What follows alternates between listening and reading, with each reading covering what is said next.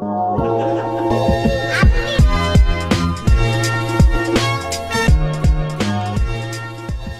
tout le monde, bienvenue dans notre podcast La Journée. Aujourd'hui, on vous présente Colosse. Donc, bonjour. Salut. Bonjour. Donc, première question bien simple, qui êtes-vous? On est Colosse, on est une agence de marketing numérique. On fait principalement tout ce qui est du web, du stratégie marketing, tout ce qui est design, des images de marque. On fait un peu de tout ça dans ces sphères-là.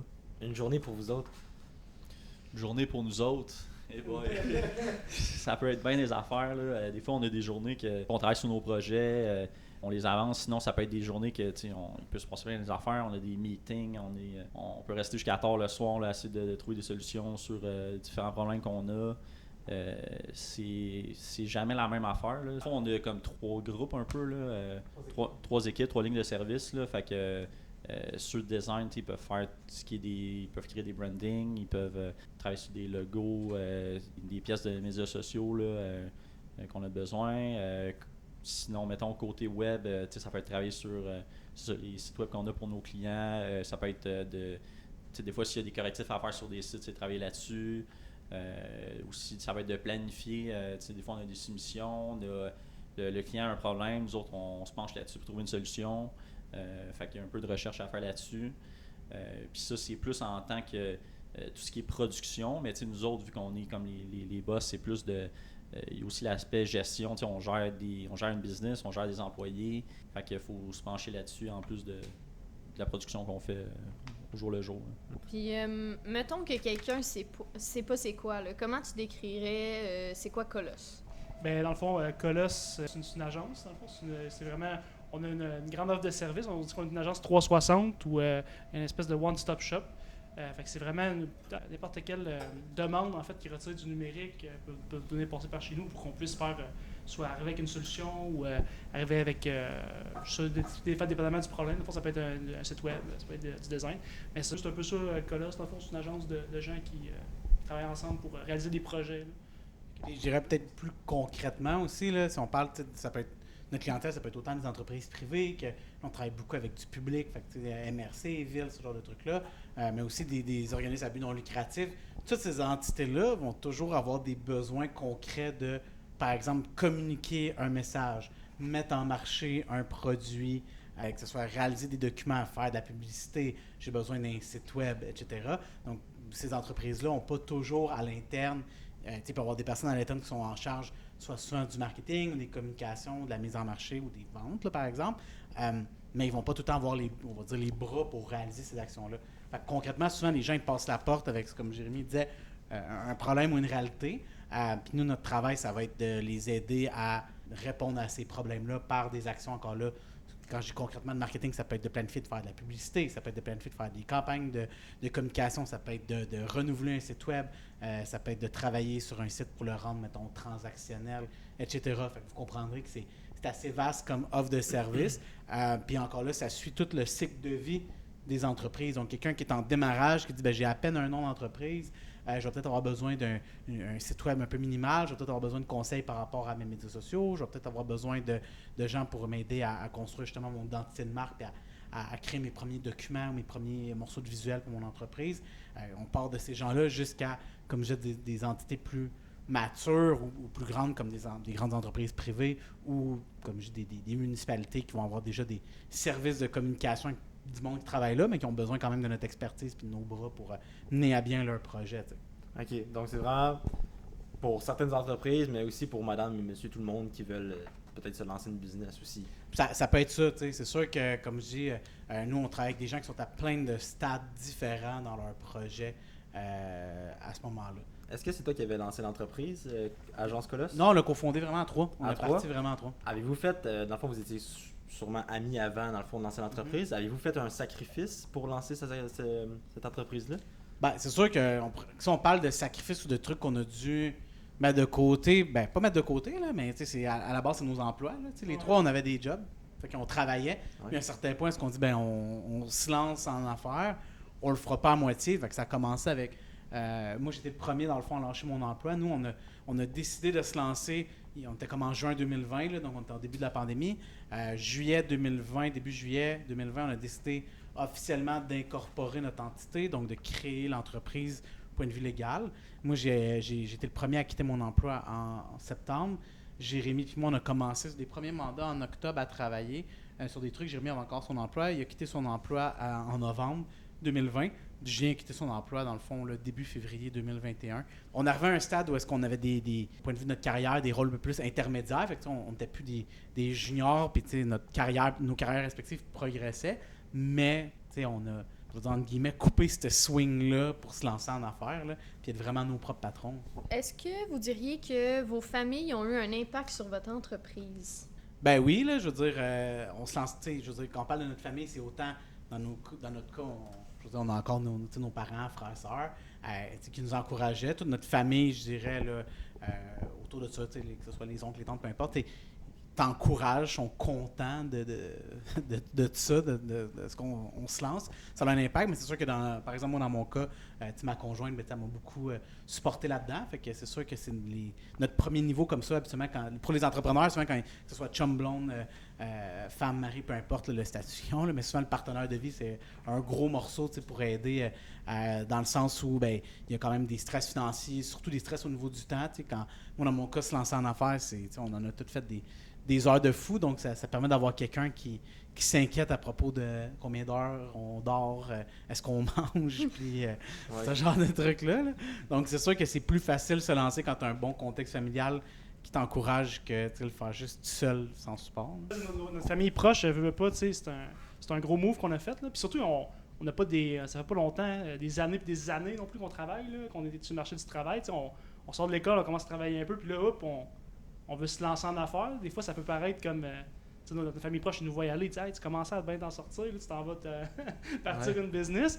Mais je pense qu'il y avait un peu je pense que notre père avait un peu d'inquiétude au niveau de la famille proche, mais ils ont bien vu que on savait un peu où on s'en allait, ce qu'on voulait faire, tout ça. Puis après ça a été juste du support. Là. Ouais, mais si vous étiez déterminé, puis vraiment, vous vouliez vraiment créer votre entreprise, puis peu importe le problème ou les obstacles, vous étiez vraiment comme dedans le projet, c'est sûr que l'inquiétude apporte peu à peu. Là. Ouais, c'est sûr, mais tu sais, la réalité des trucs. Là, dans le fond, c'est jamais facile. Au début, c'est de savoir comment vous allez vous payer, est-ce que vous avez des contrats, est-ce que vous allez avoir de la demande, toutes ces questions-là qui s'en viennent, mais éventuellement, ça s'est transformé vraiment en support puis en intérêt. Là. Quelle est la pire situation que vous avez vécue dans votre entreprise? C'est sûr, c'est des up and down. Là. Je pense que j'en ai une bonne, quand même. C'est des bonnes leçons d'expérience. Puis pour les gens qui nous écoutent aussi, c'est des bonnes leçons pour vous. Expérience avec un client où est-ce que tout le monde du côté du client se chicane. Puis le client t'apprend qu'il va peut-être comme mourir ou disparaître, puis il doit comme de l'argent encore. Là. Puis tu sais, il doit pas 10 piastres, là, il doit genre beaucoup d'argent. Là, ouais. Donc ça a été quand même, c'est un truc qui est en train de se régler, mais c'est une histoire qui en plus ça s'étire sur comme 4-5 mois. C'est des affaires qui arrivent en affaires, d'avoir un bon lien avec le client, d'avoir un niveau de confiance avec le client, puis encore là, ça tombe dans ce cas. Souvent, on aime le moins, mais c'est ce qui est le côté suivi de l'argent, là. Je veux dire, habituellement, ça va bien, tu factures, là, c'est clair que ça va tomber, cette histoire-là. mais tu sais, je veux dire, tu factures tes trucs, tu te payes, ça va bien, tu as un niveau de confiance avec le client. Fait que plus tu as confiance en ton client, plus tu en donnes, tu factures, puis tu lui fais confiance que, gars, je te facture, le mois prochain, tu me payes. Puis là, c'était vraiment une situation où est-ce qu'on se rend compte que, le client n'a pas aussi... ça va pas aussi bien qu'on pensait, puis là, c'est une situation financière pas évidente du côté du client, puis on apprend que il va soit avoir des délais ou on sait pas trop si on va être payé, puis ça a été quelque chose quand même, je pense, de stressant puis d'inquiétant quand même. Il faut avoir la capacité, on parle d'avoir les reins solides, c'est ça dans le fond, là. C'est avoir la capacité de prendre ce risque-là il faut qu'il me paye, par exemple, en dedans de 30 jours, si ça marche pas puis il me paye en dedans de 6 mois ou il me paye pas du tout, c'est un gros risque pour une entreprise. Ouais. Si on revient à la base, là, c'est quoi vos études qui vous ont permis de vous lancer dans ce domaine-là? Puis, ouais, dans le fond, moi, je suis vraiment plus côté web, là, programmation. Fait que, dans le fond, moi, j'ai étudié cégep ici, sur Altracy. Puis, je savais pas trop ce que je voulais faire. Je savais même pas que... Honnêtement, dans ma tête, c'est sciences humaines. Là, puis, je vais prendre des maths là, pour ouvrir plus de portes. Là, puis, c'était pas mal juste ça, mais je savais pas exactement vers où m'aligner. Puis ça, puis après une couple d'années, finalement, j'ai décidé, OK, je vais m'inscrire baccalauréat en informatique à l'Université Laval. C'est ça, j'ai fait mes études là-dedans, j'ai fait des stages et tout. Après ça, dans le fond, moi, j'ai terminé, je pense, en décembre 2019, si je me souviens bien, mes études. Puis après ça, je suis rentré comme sur le marché du travail. Mon background, c'est vraiment plus programmation, puis surtout développement web, front-end. Moi, de mon côté, dans le fond, j'avais fait. Moi, je parlais au cégep de Sorel. Je suis le seul qui parlait cégep ici. Mais là, dans le fond, j'avais fait intégration multimédia à Edouard-Petit. Je savais juste que j'aimais faire de la retouche d'image. Je m'amusais avec Photoshop. Puis là-bas, je me suis rendu compte qu'on allait faire de la programmation puis de l'animation. C'était vraiment comme une espèce d'entrée en matière d'à peu près tous les domaines, en fait, dans le numérique. Là. Fait que j'ai fait du son, j'ai fait de la vidéo, j'ai fait de l'animation 3D, 2D, j'ai fait de la programmation web. Fait que c'était vraiment une espèce de deck là, assez touche-à-tout. Puis c'est là que j'ai comme eu un intérêt plus marqué pour le design. À ce moment-là, c'est design web. Fait que je me suis essayé en design graphique, le bac en design graphique à l'UQAM. J'ai été accepté, fait que j'étais bien content. Puis c'était comme une espèce de continuité de mon intérêt de design. Puis je me suis spécialisé là-dedans en ayant mon background d'informatique numérique, d'animation, toute la patente. Fait que ça m'a vraiment... J'ai eu un parcours assez... je ne veux pas dire atypique, là, mais dans le bac, là, clairement, design, c'était pas... on avait fait le deck en design graphique, en graphisme, puis après ça, le bac en design graphique. Fait que moi, j'avais comme une espèce c'est une espèce de couteau suisse, là, une espèce de one-man army. Là, je verrais assez beaucoup de projets sur toutes les facettes, dans le fond. Là. Puis moi, je suis venu au cégep de Sorel-Tracy, fait que, yeah. Fait que j'ai fait sciences humaines. En sciences humaines, j'ai pris le profil avec des mathématiques. Ça m'a permis de faire un cours de comptabilité, un cours de droit des affaires, entre autres, puis un cours aussi au niveau de la technique administrative qui s'appelle entreprise, son environnement. Fait que là, j'ai touché à ce qui était plus la gestion, puis j'ai vraiment aimé ça. Fait que je me suis inscrit, j'ai fait un bac à HEC Montréal en administration des affaires. Je me suis spécialisé en marketing et en management, qui sont deux fonctions assez complémentaires d'une entreprise. Là, le côté plus interne, gérer une entreprise, puis le côté plus aller chercher de l'argent, faire de la vente. J'ai poursuivi mon parcours après avec une maîtrise à HEC Montréal en gestion.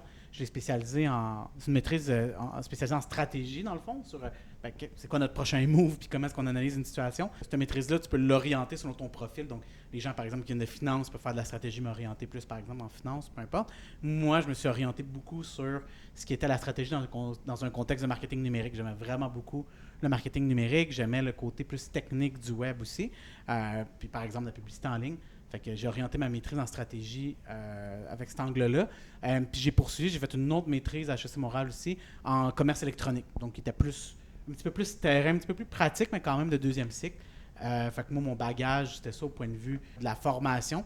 Ensuite de ça, j'ai travaillé dans différents domaines, comme dans le manufacturier. J'ai travaillé en investissement aussi, en technologie de l'information. Toujours sous un angle un peu de numérique, de marketing beaucoup. Donc, c'est comme ça que j'ai fait mes armes à la base, avant de cofonder Colos. Avez-vous eu des échecs quand vous avez parti de la compagnie? Ça dépend comment est-ce qu'on voit échec, mais oui, là, moi dans mon cas, un échec, on pouvait voir ça peut-être comme au début, tu pitches, là, fait que, tu fais des soumissions, puis là, tu rencontres ton client, potentiel client, tu es full enthousiaste, puis là, finalement, tu te rends compte que tu n'as pas le contrat, puis ça en est des échecs, là, puis là, tu te fais comme, oh mon Dieu, au début, des fois, tu prends ça personnel, là, puis tu te rends compte que c'est encore là, c'est de la business, il y a plein de raisons pour lesquelles tu n'obtiens pas des fois un mandat. Des fois, c'est une question de budget. Des fois, c'est une question un peu de politique, de qui connaît qui, ce genre de truc-là. Fait que ça a été des échecs qu'on a appris à dealer avec au début. On pourrait dire aussi échecs sous forme des fois, des mandats carrément qu'on a fait puis qu'on a regardé à la fin, là, le plus puis le moins en termes de combien ça a coûté à faire puis combien qu'on a chargé. C'est des échecs là, quand tu dis hey, dans le fond, j'ai payé pour travailler. Là, j'ai perdu de l'argent à faire des mandats. Donc ça, c'est quelque chose ici qui dans notre cas, qui est arrivé. Donc, quand on parle des plus gros échecs là, en lien avec l'apprentissage en entreprise, ça en fait quand même partie. Oui, mais tu sais, il faut se dire aussi que c'est avec les erreurs qu'on avance là, dans la vie. Là. C'est avec les erreurs qu'on apprend, qu'on fait plus ça de même. Oui, puis tu sais, nous, on est dans une position on peut dire qu'on est des consultants, tu sais. Puis moi, dans mon cas, par exemple, ce à quoi j'ai été formé, c'est de dire aux gens quoi faire.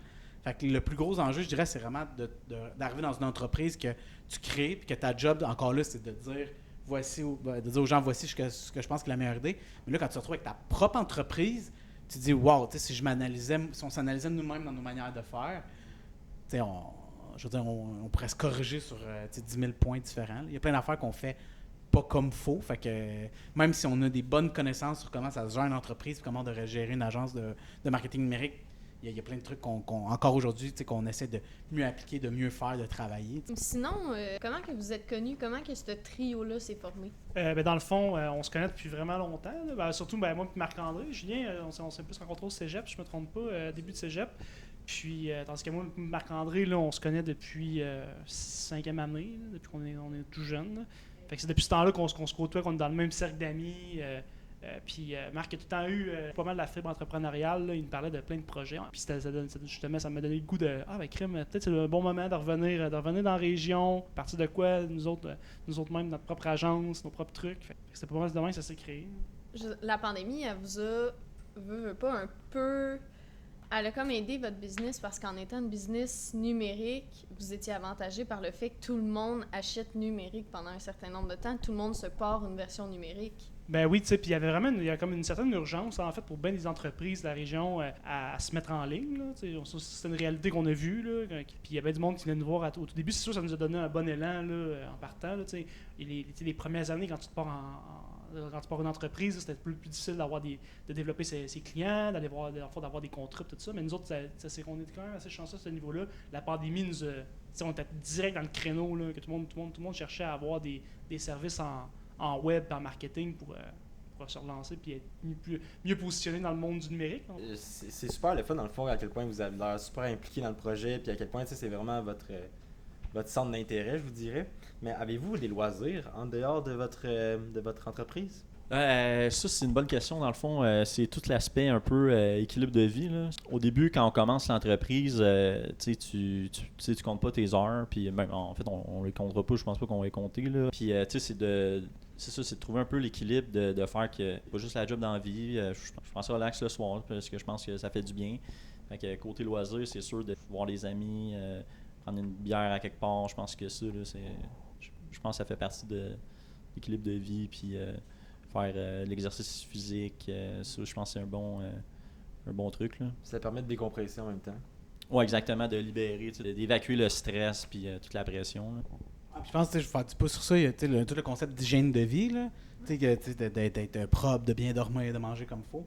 Puis il y a un certain moment où est-ce qu'on... Ça, c'est clair, ça va planter encore. Vas-y. T'as une minute, la caméra, peut-être qu'elle ne voit pas. Let's go. Là, vous avez tout manqué la game de Jenga, c'est excitant. Oh. Mais non, c'est ça. Puis au début, tu mets ça de côté. Là, c'est quand on parlait tantôt de l'entourage qui te regarde aller. L'entourage puis les employés, il y a eu des moments que nos employés étaient comme... Vous avez l'air d'une gang un peu de zombies. Puis là, ils sont comme... OK, mais tu sais, il faut faire attention. Puis, comme dans notre cas, moi puis Jérémy, on a commencé l'automne dernier à faire de la boxe avec le club de boxe Lyon. Parce qu'on se disait... On travaille, puis on a besoin de quelque chose qui a des heures fixes, qui va nous obliger d'arrêter de travailler. Là. Fait qu'on s'est pris une activité comme ça que 2 à 3 fois dans la semaine, on se dit, l'entraînement de boxe commence à 18h30. Fait que si on est encore au bureau, au pire, à 5h, on se fait un petit meeting relax, on mange, on va à la boxe après. Mais ça prenait des fois, ça prend un cadre autre que celui de ton entreprise. Puis tu dis, je suis ce cadre-là. T'sais. C'est pas moi qui décide c'est à quelle heure la boxe. Il y a un horaire, puis tu te pointes là, puis tu respectes l'horaire. Fait que ça nous oblige à décrocher un peu parce que quand tu es dans tes affaires à toi, c'est difficile. C'est toi-même qui mets les règles. Là, fait que tu peux étirer ça pas mal au maximum. Là. Ça défoule. Des fois, ils font des jokes. Là, ça arrive pas, mais mettons, ils disent imagine que le sac, c'est Jérémy. Genre, puis là, tu vas te défouler dessus. Puis, c'est pas vrai. Ils disent ça pour vrai, mais on n'a pas de haine. Là, fait que, tu vas faire un câlin au sac. C'est comme, hey! Non, mais là, on ne sait pas être câlin. Là, mais on pourrait. Là, c'est pas mal. Là. Sinon, qu'est-ce que vous donneriez comme conseil à vous-même, mais en petit? Dans le fond, de pas s'en faire, que ça va bien aller, puis que de se faire confiance, puis que de foncer, puis pas d'avoir peur. Là. Je pense que des fois, on se met un peu des barrières, on sait pas trop. Puis, de foncer les yeux fermés, en fait. Ouais. Moi aussi, c'était un peu ça. Je vais le tourner, excuse-moi. Mais moi aussi, ça a pris quand même une coupe. Je veux dire, le monde sont comment tu te lances tu te lances en une business, c'est le fun. Je veux dire, ça a quand même pris, moi, dans mon cas, 10 ans d'études et d'expérience de travail avant de dire je suis prêt avant d'y aller. Puis j'en ai eu des moments où est-ce que travailler, finir ta journée de travail en tant qu'employé, puis vraiment pas avoir de d'énergie, puis c'est pas parce que ton emploi il te draine toute ton énergie. Là. Je veux dire, moi, je travaillais pas dans la construction. C'était pas si tough que ça physiquement. Puis j'ai attendu longtemps. Fait que je regrette pas d'avoir attendu si longtemps, mais peut-être que je dirais justement, tu sais, prépare ça, là, te lancer en affaires, parce que si c'était pas de, tu sais, on a une couple de rencontres en 2020 puis on décide de se lancer, j'aurais peut-être enduré, entre guillemets, encore plus longtemps, tu sais, de travailler. Puis j'ai rien contre mes anciens emplois puis mes anciens employeurs. Là. J'ai eu des super bonnes jobs puis des bons boss, mais je veux dire, j'aurais peut-être eu plus d'audace. Là. J'aurais mis une date dans le calendrier puis j'aurais dit cette date-là, ben comme, arrange-toi pour que ta job elle se termine puis que tu commences ta business. Là. Toi, as-tu... Ok, ben ouais. Let's go.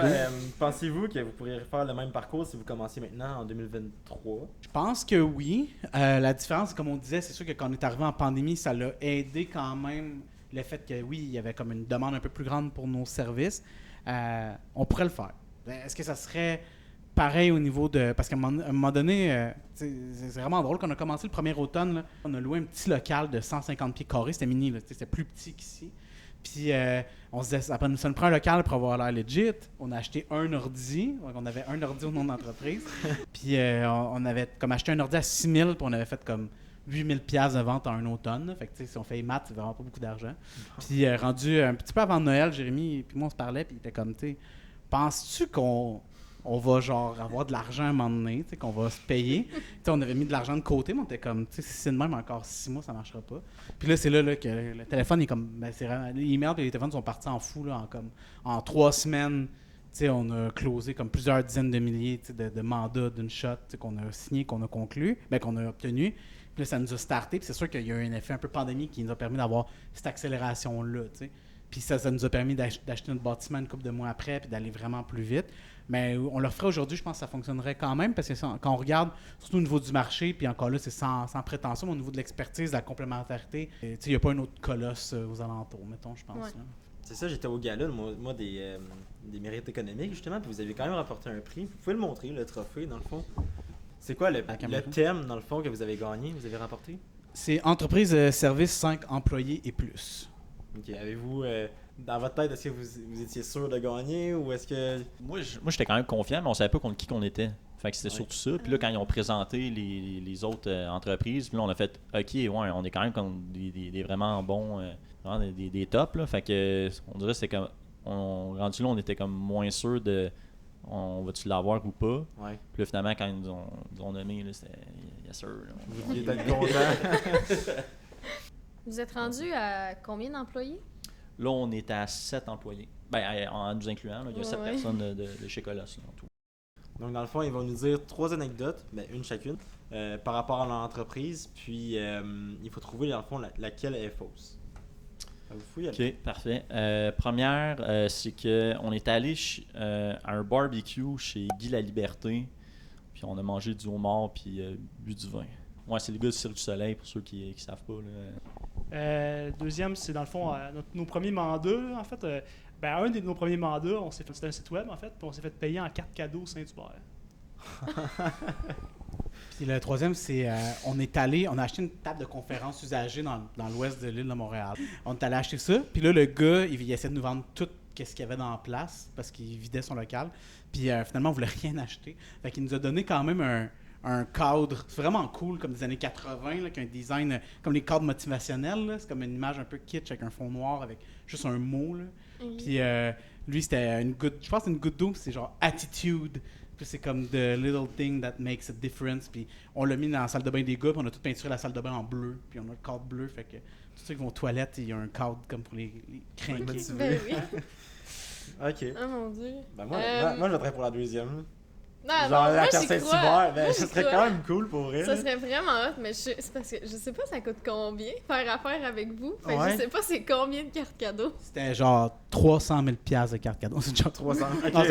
Non, mais c'était quand même de l'argent. Là. Ça doit être genre comme c'est un petit site, là, mais c'était de quoi comme genre 2000 $ de carte cadeau Saint-Hubert. Là. Hey, 2000 pièces de carte cadeau Saint-Hubert. Ça, c'est comme l'équivalent de. Puis vous l'avez accepté, dans le fond? Un an de carte cadeau facile. Ben, tu sais, on n'avait pas une super bonne hygiène de vie. Là, du Saint-Hubert puis du Prince pizzeria, c'est ça qui a bâti Colosse en face. Tu sais, entre ça puis pas ça, ben, c'est mieux que ça des fois. Moi, c'est Moi, je sais le pas. barbecue, là. Le barbecue avec le homard. Le barbecue avec le homard. C'est qui déjà Guy La Liberté? C'est le fondateur du Cirque du Soleil. Ouais, mais. Ouais. Il est allé dans Là. l'espace.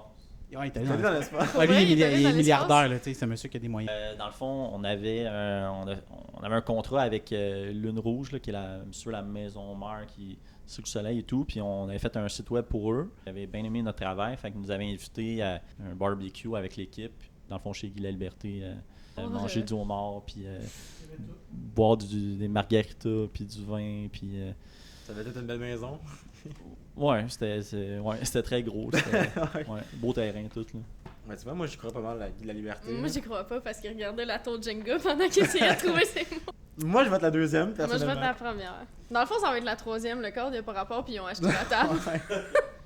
Moi, mon truc, c'est une vérité.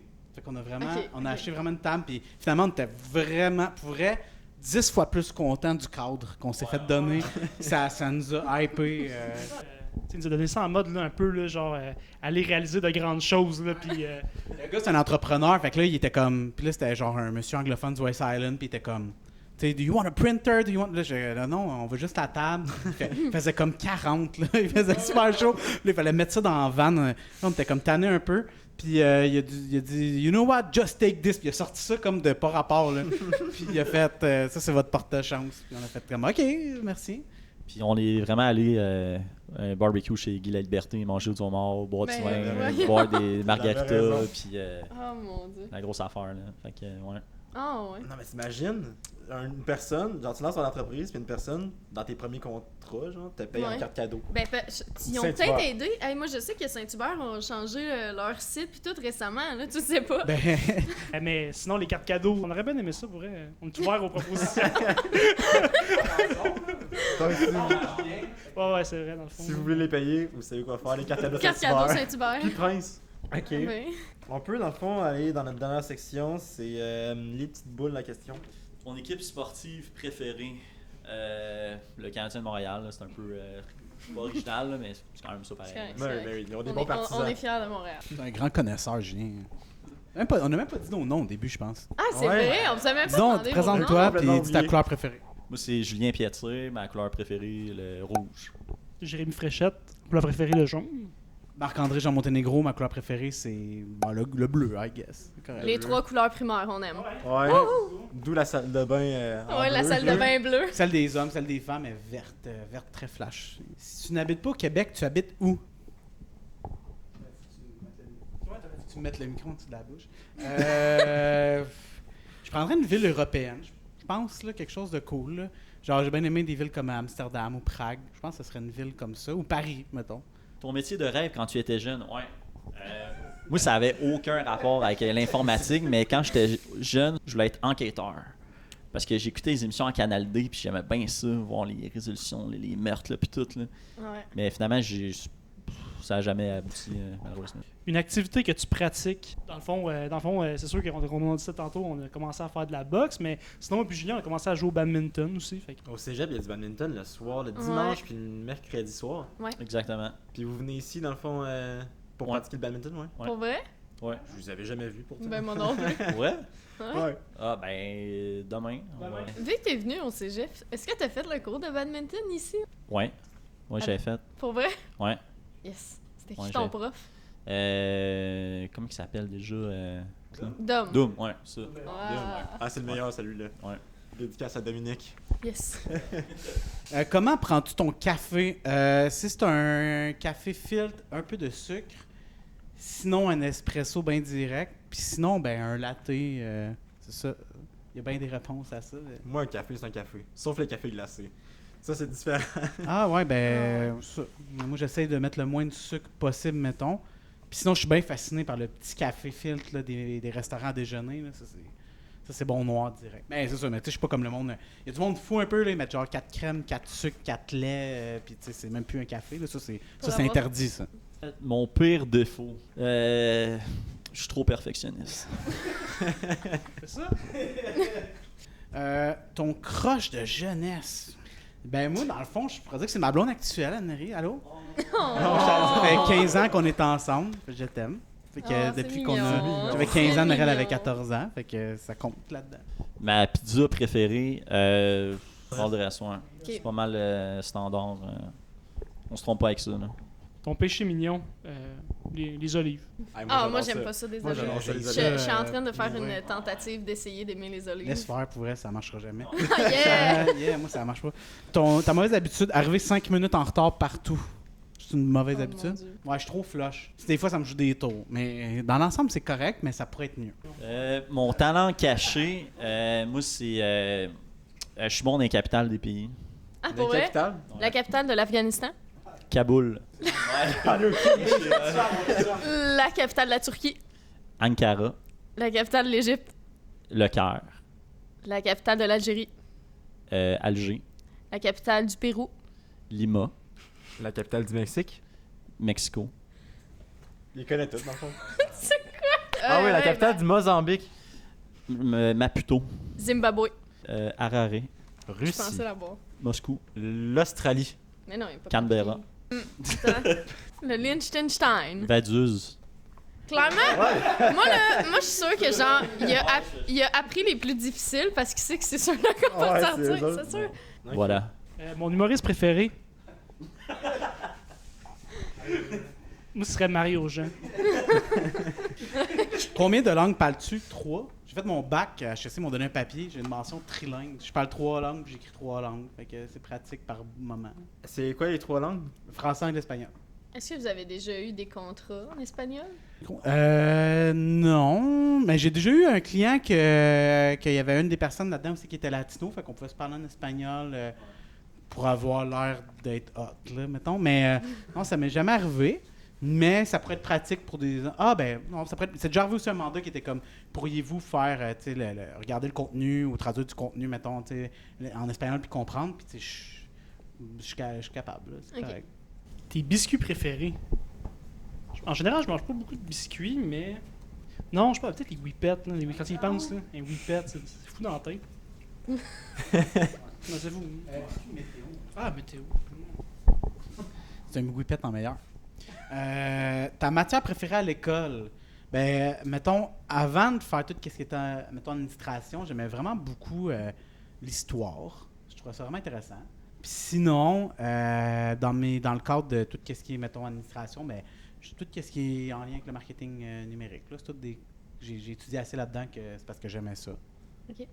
Un conseil que vous donneriez aux auditeurs qui souhaitent aller dans le même domaine que vous? Je dirais de croire en soi. Ben, dans le fond, surtout quand tu te lances à ton compte, tu te demandes est-ce que ce que tu as apporté, ça a une valeur, est-ce que quelqu'un va te payer pour ça? Fait que je dirais, ben fais-le, puis si quelqu'un te paye pour ça, le marché a décidé que ça valait quelque chose. Tu sais. Après ça, si tu fais bien ta job, puis tu es vraiment compétent, on va voir combien de temps ça va durer. Mais, tu sais, essaye-le.